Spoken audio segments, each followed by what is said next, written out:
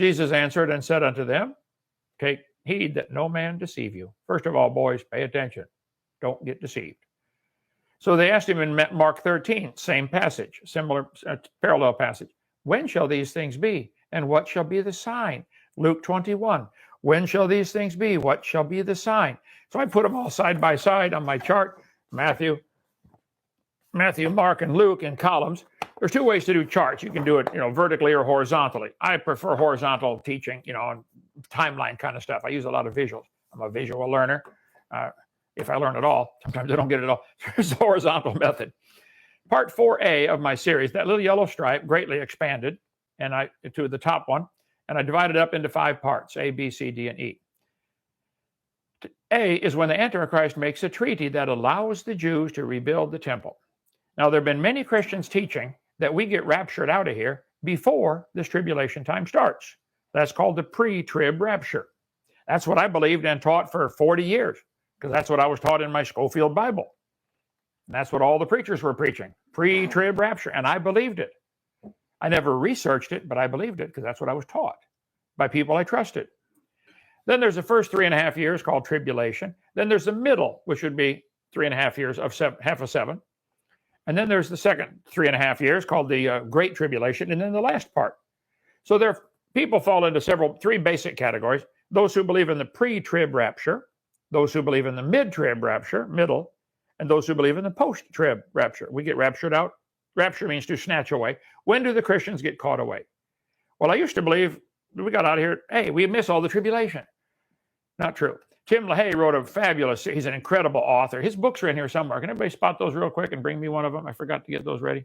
The whole series, the Left Behind series, I think I got them all in my library somewhere here. Anyway, he sold 65 million copies. Tim just died a couple of years ago at age 90. Did anybody ever read any of Tim's books, the Left Behind series, Tribulation? Aren't they fabulous? He's an incredible author. I mean, he hooks you in the first 2 sentences and you can't quit reading the book. Now, I'm sorry, Tim knows now he was wrong. The whole book series is about the pre-tribulation rapture, and it has influenced many people to believe that. I wish it was true. It's not true, and Tim knows better now. What happened? A girl named Margaret MacDonald, 15 years old, in Scotland, was involved in the early days of the charismatic movement. Run around jibber jabber, speak in tongues, and all this kind of stuff.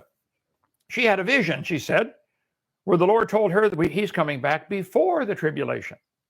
Oh, up until then, everybody taught, no, he comes back after the tribulation, before the wrath of God falls. So people like John Nelson Darby, who did the Darby Study Bible, and Benjamin Wills Newton, the Plymouth Brethren, kind of like Mennonite sort of, they went to investigate this speaking in tongues stuff they were doing and came to a conclusion that these displays were demonic.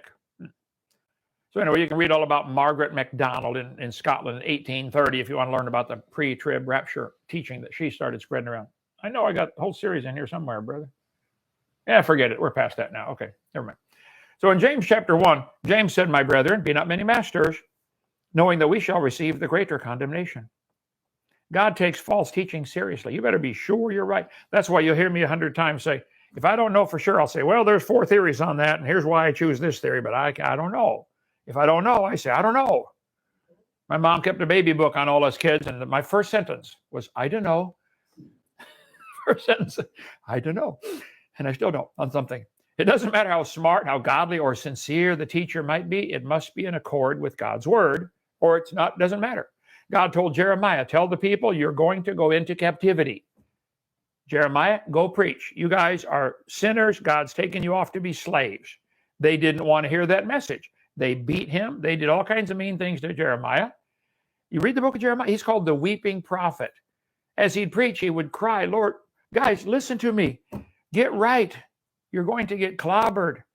They didn't listen. They did not want to hear that message. They beat him and locked him in the stocks just for preaching what God told him to preach. There's people that hate me for teaching what I teach. I say, evolution is stupid. They hate me for that. They really do. You watch.